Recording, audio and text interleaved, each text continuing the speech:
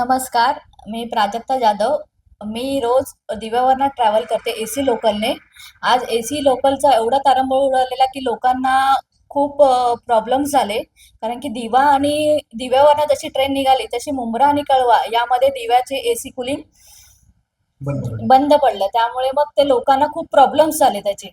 आणि मग पुढे जसं मुलुंड आल्यानंतर ठाण्यापर्यंत ठीक होत्या ट्रेन. नंतरला मुलुंड आल्यानंतर मग एसी लोकलचे डोअर्स बंद करण्यात दिले नाही प्रवाशांनी. कारण की का एसी लोकलमध्ये खूपच ट्रॅव्हल करणं शक्य नव्हतं. कारण की तिथे सफोकेशन जास्त होत होतं. त्यामुळे अर्धी लोक उतरले, अर्धी लोक चढले. त्याच्यामध्ये लोकांनी डोअर्स चालू ठेवले, डोअर बंद करू दिले नाहीत. त्यामुळे मग काही लोकांना, माझ्यासोबतच्या कलिग्स होत्या, त्यांना पण खूप त्रास झाला त्याचा.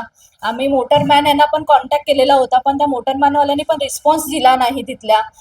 बेसिक गोष्टी जर अवेलेबल नसतील तर मग एसी ट्रेनचा तरी काय उपयोग. मग आम्ही एवढे जीवावरती बेतून आम्ही मग कामावरती येतो. त्यामुळे आम्ही एसीसाठी जास्त फ्रिक्वेन्सी वाढवणं हे आमच्यासाठी चांगलंच होईल.